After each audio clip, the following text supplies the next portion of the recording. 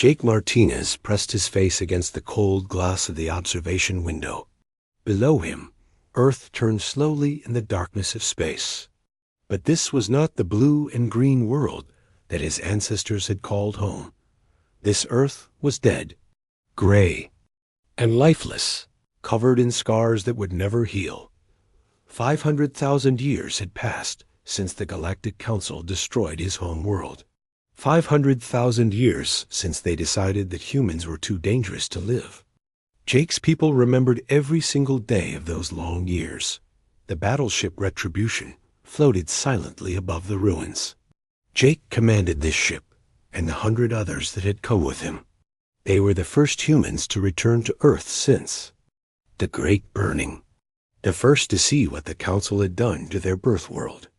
"Commander Martinez, we are getting readings from the surface," came a voice from the communication system. It was Lisa Carter, the team scientist who studied old worlds and dead civilizations. She had gone down to Earth's surface with a small team to look for anything that remained from the old days. Jake walked to the communication panel and pressed the button. "What did you find down there, Lisa?" "Sir, it's worse than we thought. The Council didn't just attack the cities.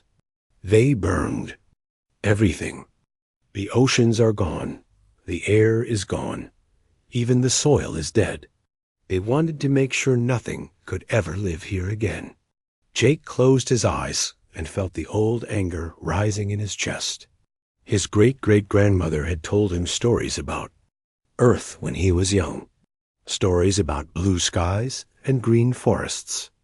About animals that ran free and rivers that sparkled in the sunlight. All of that was gone now, turned to ash and dust by alien weapons. Roy Bennett, captain of the scout ships, appeared on the communication screen. His face was grim. "Jake, you need to see what we found in the old archives. The Council kept records of what they did here." "Show me," Jake said. Numbers appeared on the screen.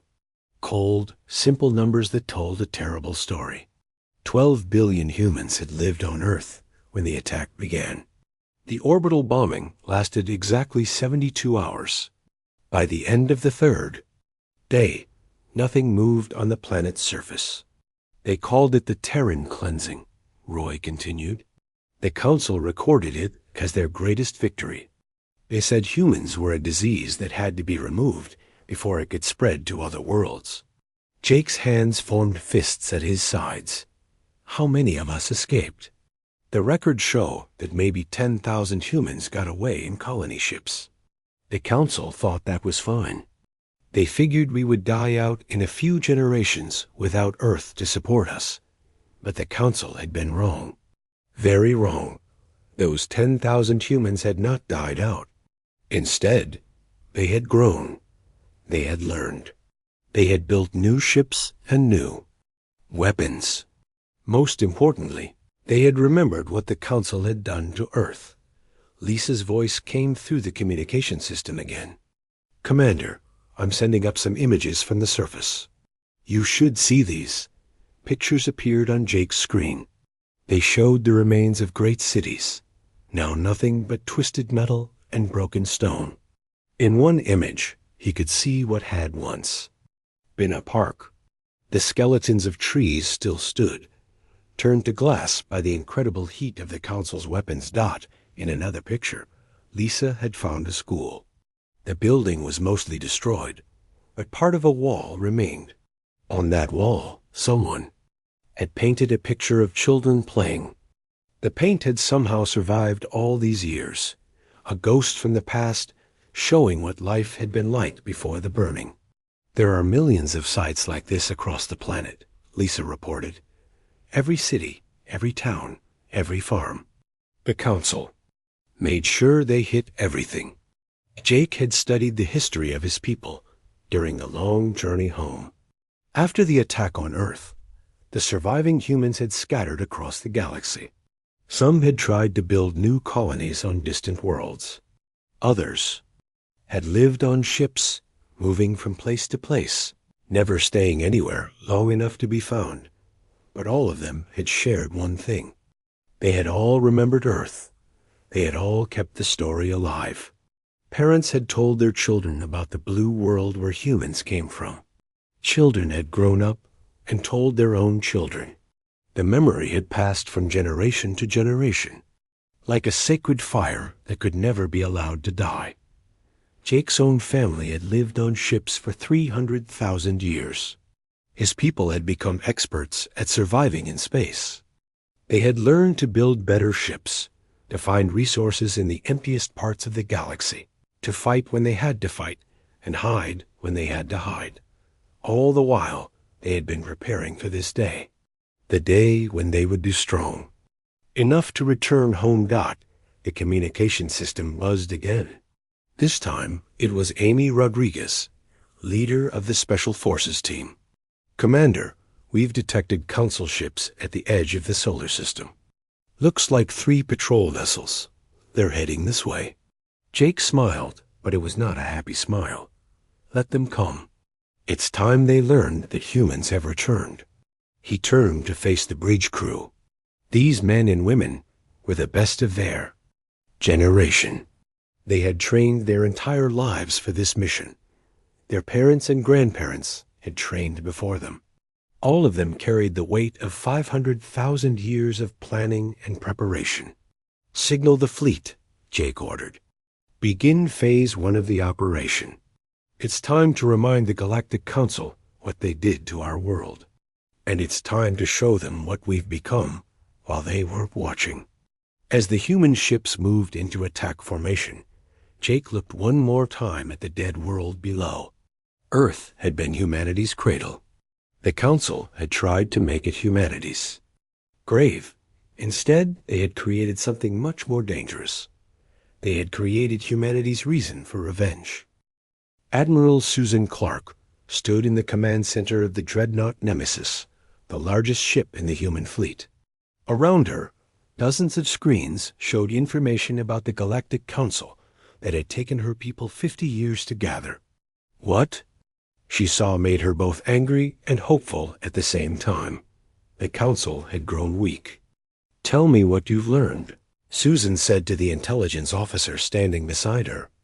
Lieutenant Colonel Amy Rodriguez stepped forward with a datapad in her hand. Admiral, the Council now controls 47 star systems. Their population is over 2 trillion beings. But here's the important part.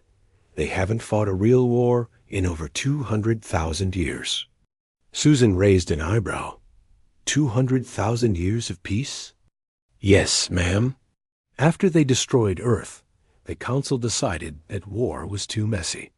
They built automated defense systems to protect their worlds. They use peacekeeping drones to stop small conflicts before they can grow. They haven't needed real soldiers or warships since the Terran cleansing. Susan walked to the main display screen. It showed a map of Council space with their 47 systems marked in blue. Each system was connected to the others by trade routes and communication lines. It looked very organized and very peaceful. What about their military? Susan asked. Amy touched her datapad, and new information appeared on the screen. Their ships are huge and beautiful, Admiral. Some of them are over 10 miles long, but they're built more for ceremonies than for fighting. The crews are mostly technicians and administrators. Most of them have never even seen combat. Engineer Paul Davis joined the conversation. He was a thin man with gray hair who had spent his life studying alien technology. Admiral, I've been analyzing their ship designs from the intelligence reports. Their vessels are faster than ours, and they have more powerful weapons, but they have a major weakness. What kind of weakness?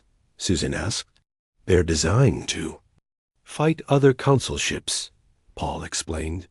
All their tactics, all their technology, everything is based on fighting enemies who follow the same rules they do. They've never had to deal with an enemy that doesn't play by the rules. Susan nodded slowly. This was exactly what she had hoped to hear. A Council had made the same mistake that many powerful civilizations made throughout history. They had prepared to fight the last war, Not the next one. Dr. Karen White, the fleet's expert on alien biology, stepped up to the group. She was a small woman with sharp eyes who had spent decades studying every species in the Council. Admiral, I've finished my analysis of Council species weaknesses. Show me, Susan said. Karen activated a holographic display that showed the three main species that controlled the Council. The Zephyrians are the leaders. They're made of living crystal, and they communicate through sound vibrations. Their cities are built like giant musical instruments.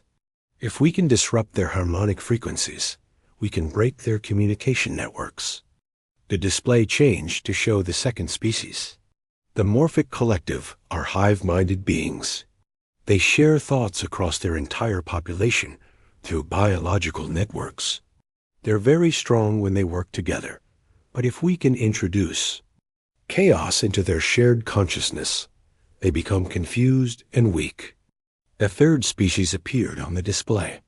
The ethereal assembly have replaced most of their biological bodies with machines. They think they're better than organic life forms. They've forgotten what it means to feel pain, fear, or desperation. That makes them predictable. Susan studied each species carefully.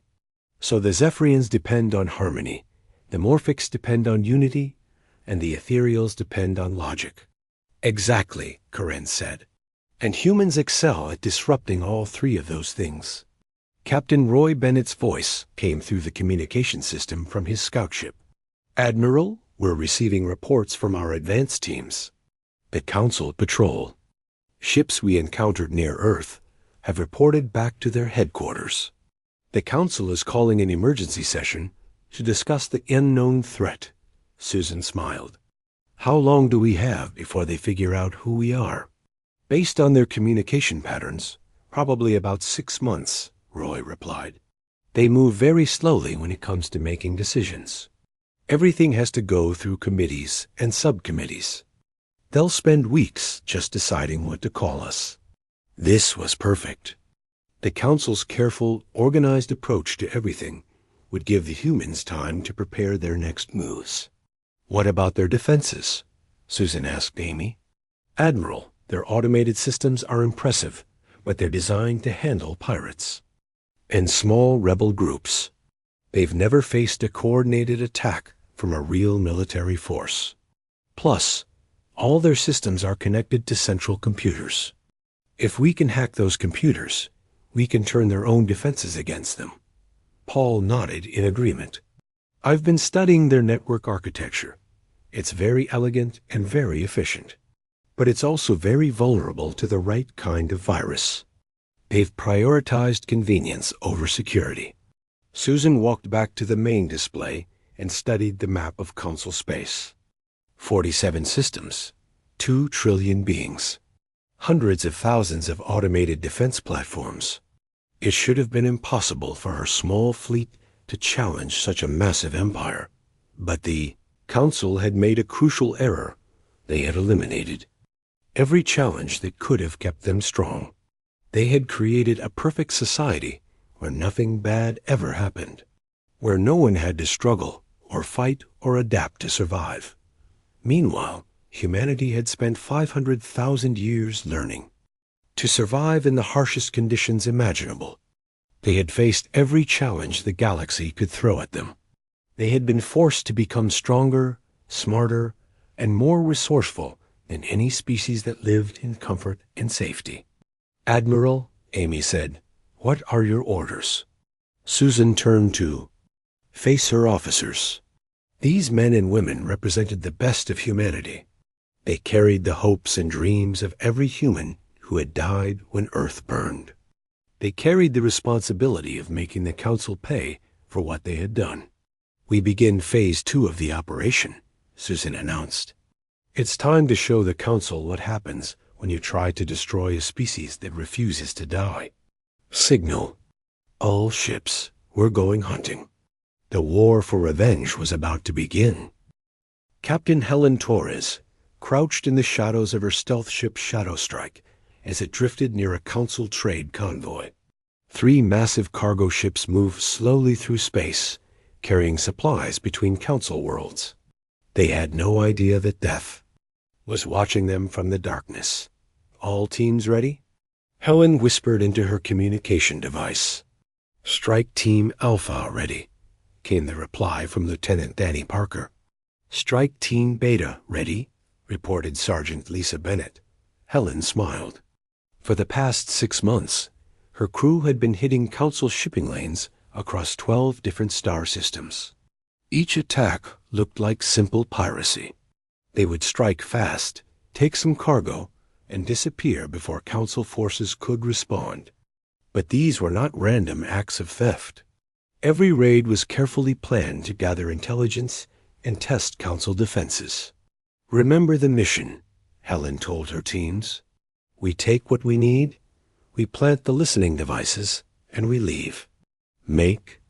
It looked like desperate pirates, not organized military. The Shadow Strike moved closer to the lead cargo ship. Helen's vessel was designed for this kind of work. It was small, fast, and nearly invisible to most sensors. The Council's peaceful society had no experience dealing with ships like this. Initiating boarding sequence, Helen announced. The attack was swift and efficient. Helen's teams cut through a cargo ship's weak defenses in minutes. The Council crew surrendered immediately, having never been trained for combat. They were traders and technicians, not soldiers. While her teams gathered supplies and intelligence data, Helen studied the cargo ship's crew. They were Zephyrians, beings made of living crystal who communicated through musical sounds. They huddled together, making worried harmonic noises. Please, their captain said in broken human language, we are peaceful traders. We have families. Helen felt a moment of sympathy. These beings had not personally destroyed Earth, but they were part of the system that had. They benefited from the Council's rule while humans suffered in exile. We're not going to hurt you, Helen told the captain. But your Council needs to learn that space is not as safe as they think it is. After 30 minutes, Helen's teams returned to the Shadow Strike with their cargo and intelligence. They left the Council ship damaged but functional. The crew would survive to tell their story, which was exactly what Helen wanted. As the Shadow Strike disappeared into the void, Helen activated her secure communication system. Admiral Clark's face appeared on the screen. Mission complete, Admiral, Helen reported. We've hit another convoy and gathered more intelligence data. The Council's response time is getting slower, not faster. Good work, Captain, Susan replied. What about their security measures? They're still relying on automated systems, ma'am. No human crews, no adaptable tactics. They keep making the same mistakes over and over. Meanwhile, across Council space, Colonel Rick Hoffman was conducting a different kind of warfare. Rick specialized in psychological operations, the art of winning battles inside the enemy's mind before the real fighting began. Rick's team had been spreading rumors and false information throughout Council territory. They planted stories about mysterious attackers who struck without warning. They created fake reports of entire convoys disappearing. They made the Council's peaceful citizens afraid to travel between stars. The beauty of psychological warfare, Rick explained to his team, is that the enemy defeats themselves. We don't need to destroy every Council ship. We just need to make them think we can. The Council's response to these attacks was exactly what the humans had predicted. They formed investigative committees. They held meetings. They filed reports. They did everything except take effective action to stop the raids. Dr. Karen White was monitoring Council communications from the intelligence ship Whisper. What she heard confirmed everything the humans had hoped for. Council Command to Sector 7, came a transmission. We need a full analysis of the pirate attacks before we can authorize increased patrols. Sector 7 to Council Command. Analysis will take 6 weeks to complete. We need approval from the Security Committee, the Trade Committee, and the Defense Committee. Karen shook her head in amazement. The council was so focused on following proper procedures that they could not respond quickly to changing situations. Their careful, organized system was designed for peace, not war, but the third phase of humanity's plan was already beginning. Jake Martinez had volunteered for the most dangerous mission of all. He was going to walk right into the heart of Council, power and deliver humanity's message in person. The Grand Council Chamber on Nexus Prime was the center of galactic government. Representatives from all 47 council worlds gathered here to make decisions that affected trillions of beings. The chamber was a beautiful dome of crystal and metal that reached high into the sky. Jake walked through the main entrance wearing the simple clothes of a trader. Council security was almost non-existent. After all, who would dare attack the seat of galactic power? A council session was in progress when Jake entered the main hall. Hundreds of alien beings sat in circular rows, discussing trade regulations and resource allocation. They spoke in calm, measured voices about boring administrative matters. Jake walked to the center of the chamber and activated a small device that amplified his voice throughout the hall. "Honorable members of the Galactic Council," Jake announced, his voice echoing off the crystal walls. The chamber fell silent. Every alien eye turned to look at the human who had dared to interrupt their session. 500,000 years ago, you decided that my species was too dangerous to exist, Jake continued. You burned our homeworld and scattered my people across the galaxy. You thought you had solved the human problem forever. The council members began to make agitated sounds. Some reached for communication devices to call security. But Jake was not finished. "Today, I stand before you as proof that you failed," Jake declared. "We have returned, and we are no longer the weak, divided species you destroyed.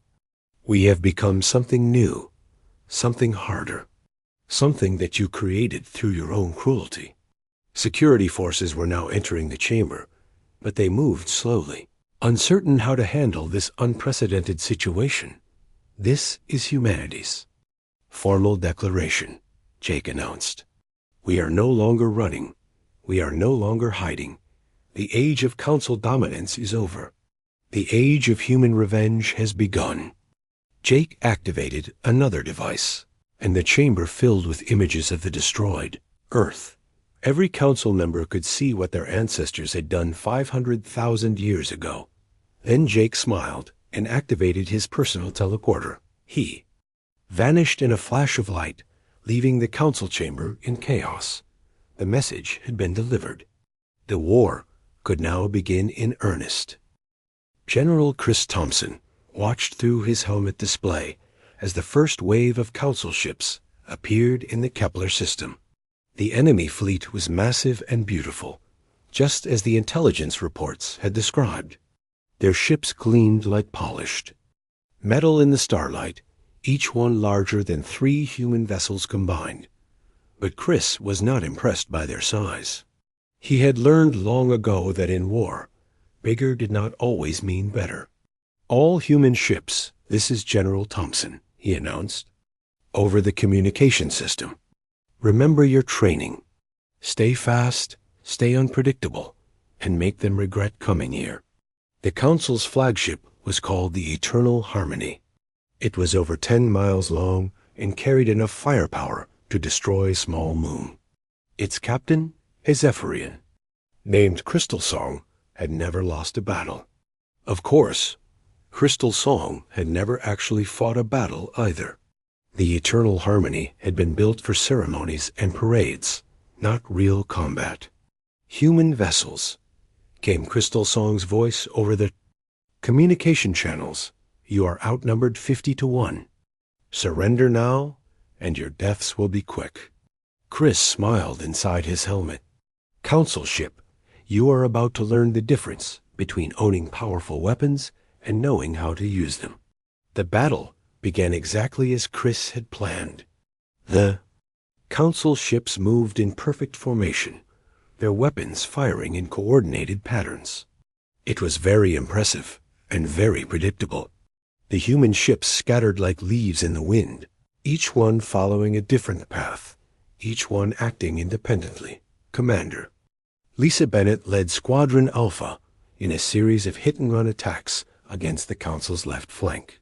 Her ships were small and fast, darting between the massive enemy vessels like angry insects.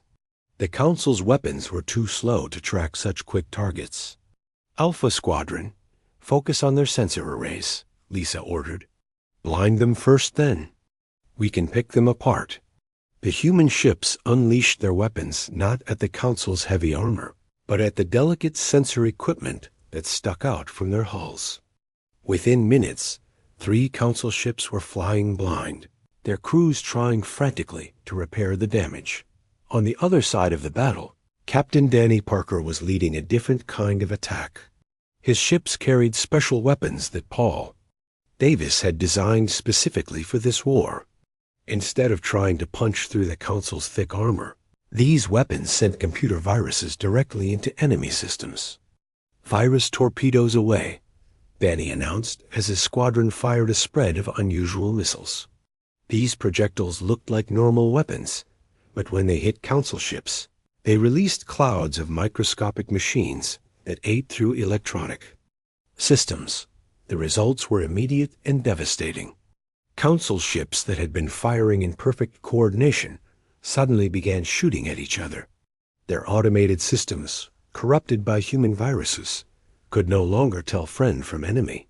But the real surprise came when the Council tried to use their ultimate weapon. The Eternal Harmony charged its planet killer cannon, a massive device that could destroy entire worlds. Crystal Song intended to use it to wipe out the human fleet in a single shot. Charging main weapon, Crystal Song announced. Human fleet will be eliminated in 60 seconds. Chris had been waiting for this moment. All ships execute Plan Omega. Every human vessel in the system suddenly changed course, heading directly toward the Eternal Harmony. The Council crew watched in confusion as their enemies seemed to commit suicide by flying straight into the line of fire. But the humans were not committing suicide. They were using the Council's own perfection against them. The planet killer weapon was designed to hit large, slow targets like planets or space stations. It could not be adjusted quickly enough to hit small, fast-moving ships. As the human fleet dove toward the Eternal Harmony, the massive weapon became useless. Chris's ship was the first to reach the Council flagship. He fired every weapon he had at the planet killer's charging chamber. The explosion that followed lit up the entire system. The loss of their ultimate weapon changed everything. The Council fleet, which had been so confident just minutes before, began to fall apart. Their ships were designed to fight as a coordinated unit, not as individual vessels. When their command structure collapsed, they became confused and helpless. The battle was not over yet. Admiral Susan Clark arrived with the main human fleet just as the Council was trying to retreat. Her ships formed a perfect wall of steel and fire, cutting off the enemy's escape route. Council vessels, Susan announced. You came here to finish what you started 500,000 years ago. Now you will learn what it feels like to be the ones who are hunted. The final phase of the battle was swift and brutal. The Council ships, trapped between Chris's forces and Susan's fleet, found themselves fighting an enemy that used tactics they had never seen before. Human ships worked together like a pack of wolves, each one supporting the others, each one adapting to the changing situation. The Eternal Harmony, its main weapon destroyed and its crew in panic, tried to ram the nearest human ship. But Chris was ready for this desperate move. His vessel twisted away at the last second, and the massive Council ship crashed into one of its own escorts instead. Within hours, the great Council fleet was reduced to scattered wreckage floating in space. Only a few enemy ships managed to escape, and they carried with them news that would shake the entire galaxy. But even as he celebrated this victory, Chris knew that the real war was just beginning. The Council would not give up easily. They would gather their remaining forces and strike back with everything they had. "Signal all ships," Chris ordered. "Prepare for the next phase. We've shown them that we can fight. Now we need to show them that we can win." As the human fleet regrouped and prepared for the battles to come, Chris looked out at the wreckage of the Council's mighty fleet. 500,000 years ago, these same aliens had destroyed Earth and scattered his people across the galaxy. Today, humanity had returned the favor. The Council was about to learn that some enemies should never be created, because once they exist, they never stop fighting until justice is served. Admiral Susan Clark stood on the bridge of the Nemesis as her fleet approached Earth's solar system. Behind her came the largest Council armada ever assembled. The aliens had gathered ships from every corner of their empire for this final battle.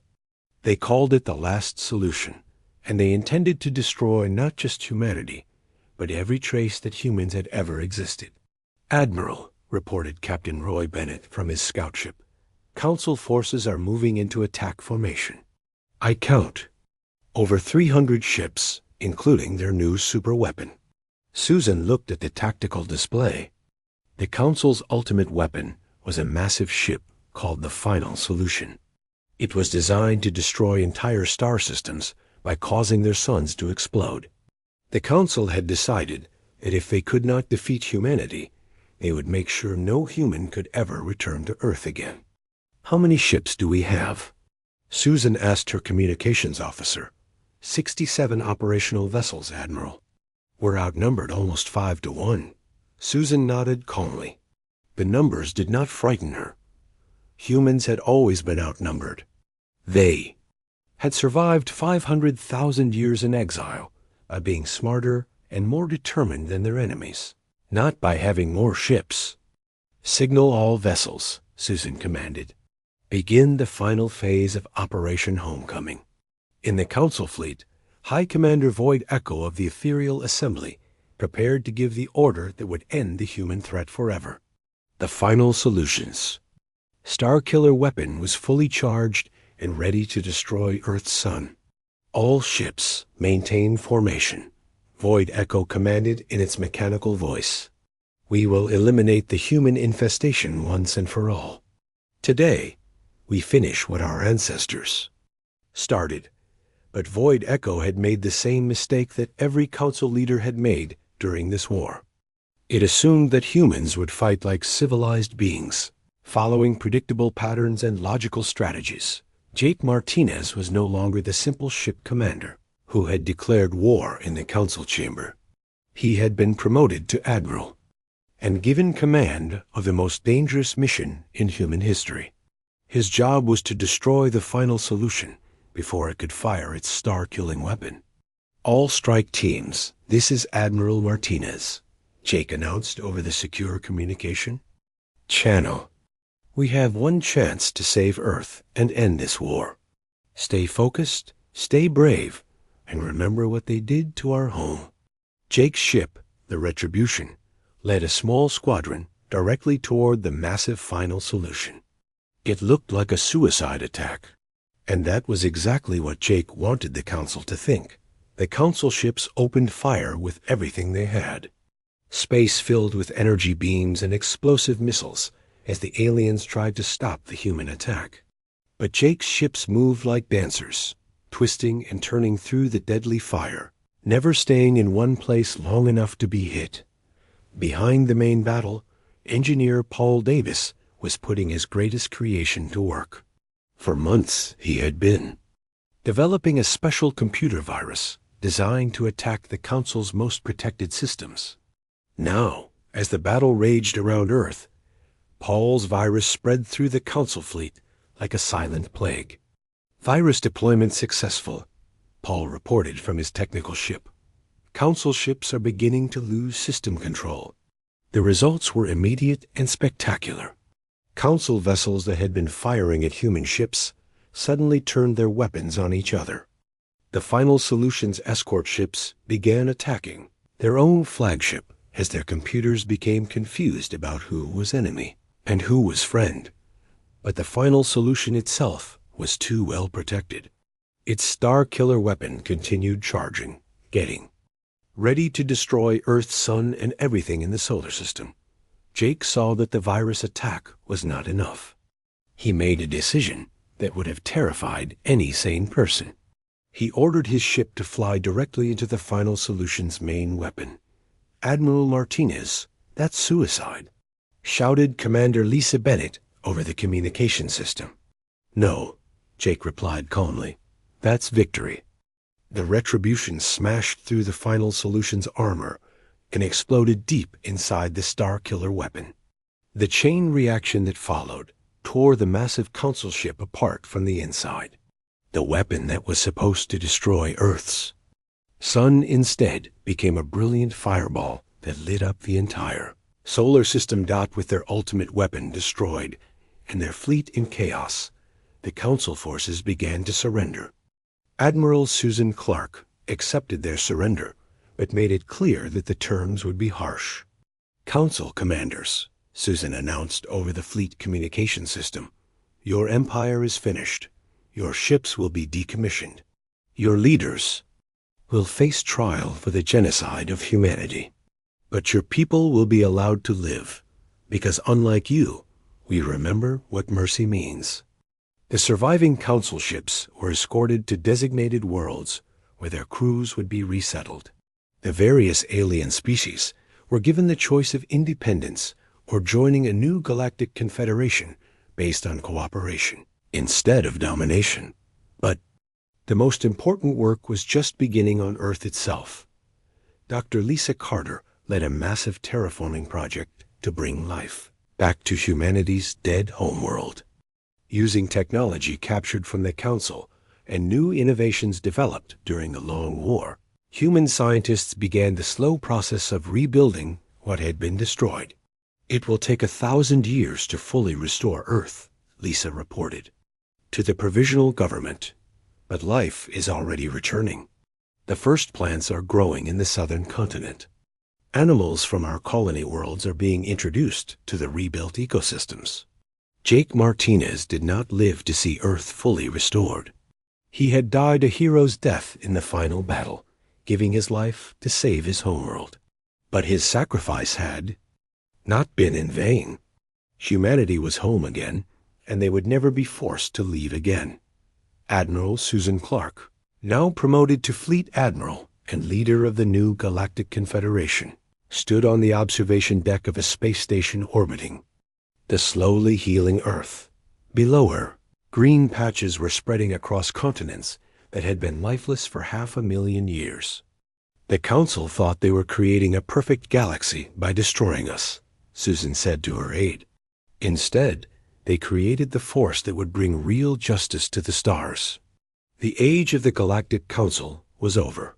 The age of the human-led Confederation had begun, and Earth, the cradle of humanity, was alive once more.